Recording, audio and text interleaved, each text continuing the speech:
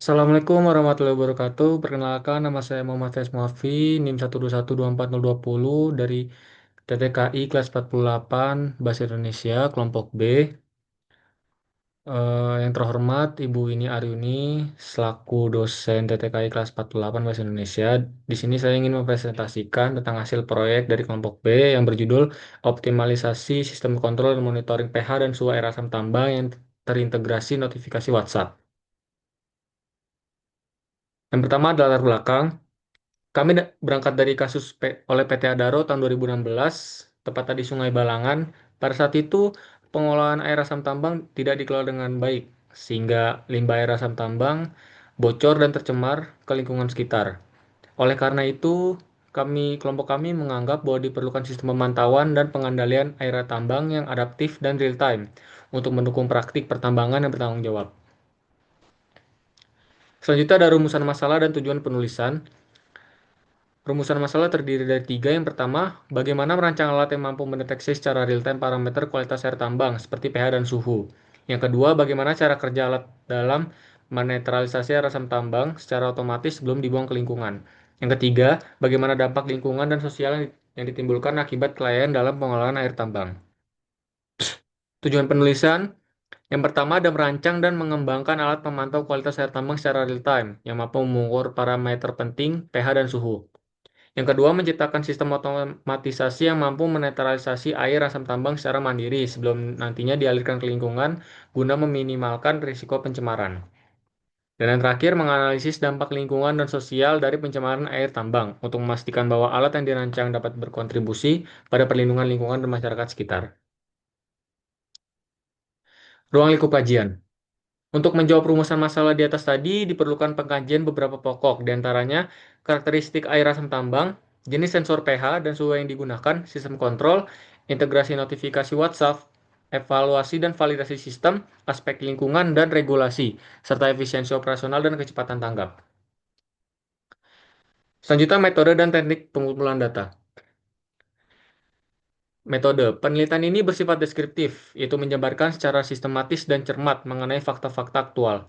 Metode yang digunakan dalam penelitian kali ini adalah metode eksperimen dengan pendekatan empiris dan rasional, yang bertujuan untuk menguji dan menganalisis performa alat secara langsung melalui data hasil pengukuran di lapangan. Selanjutnya, teknik pengumpulan data.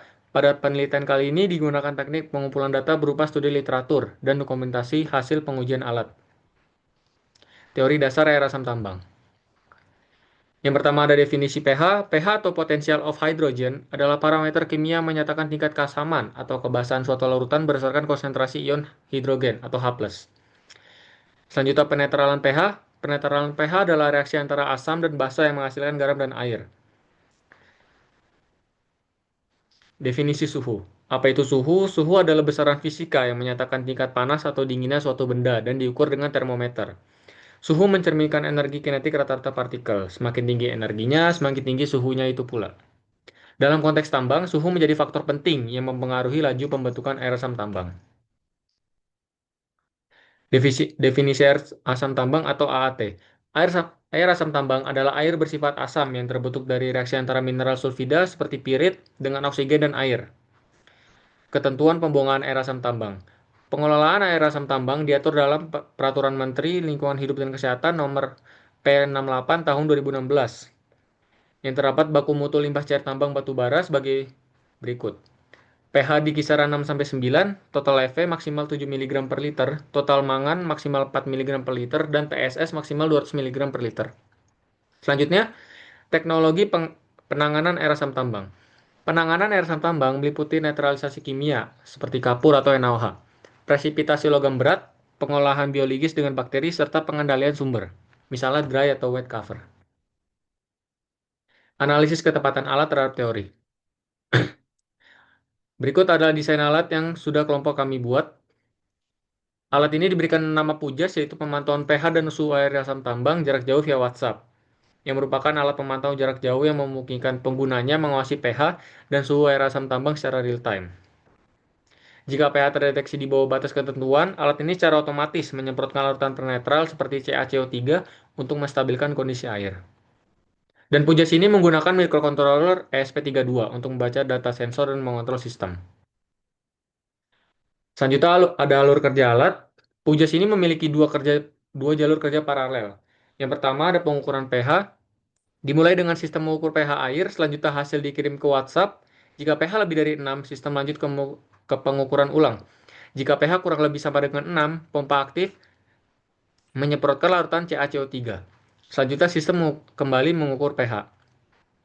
Yang kedua, jalur suhu.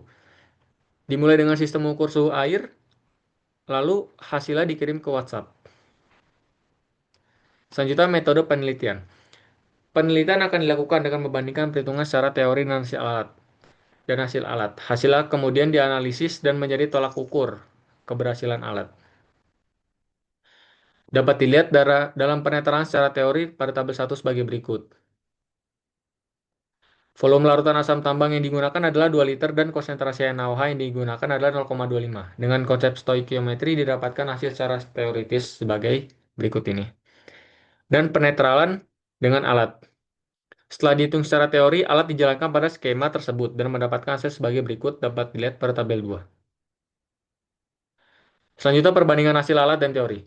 Berdasarkan data pada tabel hasil penetraan secara teori dengan alat, terlihat ada perbedaan signifikan antara volume NaOH yang dibutuhkan menurut perhitungan teori dan yang diperoleh melalui percobaan menggunakan alat. Perbedaan ini dapat disebabkan oleh beberapa faktor, seperti adanya reaksi samping, pencampuran yang kurang sempurna, atau keberadaan senyawa lain dalam air asam yang juga bereaksi dengan NaOH. Selain itu, kemungkinan terjadi kehilangan reagen selama proses penambahan atau ketidaktepatan pengukuran juga dapat mempengaruhi hasil percobaan. Dapat dilihat pada tabel 3 perbandingan penetralan air asam secara teori dan alat. Kita masuk ke evaluasi alat yang terdiri dari 4 poin. Yang pertama, kalibrasi elektroda pH yang cukup memakan waktu dapat diatasi dengan menggunakan larutan buffer dan disesuaikan kalibrasinya. Yang kedua, sensor TDS yang terkadang tidak bekerja karena sensor TDS ini memang sangat sensitif, sehingga kelompok kami memutuskan mengganti dengan sensor temperatur cairan atau suhu. Yang ketiga, mikrokontroler SP32 mengalami bug, sehingga kelompok kami membeli SP32 yang baru. Dan yang terakhir, modul relay yang awalnya tidak menyala sehingga kami sesuaikan jalur rangkaiannya dan mengubah kode yang benar. Kita masuk ke kesimpulan dan saran. Simpulannya adalah, alat mendeteksi kualitas air tambang berhasil dirancang untuk memantau pH dan suhu secara real-time menggunakan sensor tahan air yang terhubung ke mikrokontroler ESP32. Sensornya bekerja terus-menerus dan mengirimkan data ke sistem yang akan meneruskannya secara nirkabel ke platform pemantauan, termasuk WhatsApp. Sarannya, agar sistem bekerja lebih optimal, disarankan menggunakan elektroda yang lebih sensitif dan stabil, serta melakukan kalibrasi rutin dengan larutan standar. Penggunaan pelampung juga penting untuk menjaga posisi elektroda tetap stabil saat pengukuran. Selain itu, penambahan sistem otomatis seperti VCB akan membantu mengatur aliran cairan secara efisien untuk flashing sensor atau pengambilan sampel lainnya. Oke, sekian presentasi dari saya. Kurang lebihnya mohon maaf. Terima kasih. Wassalamualaikum warahmatullahi wabarakatuh.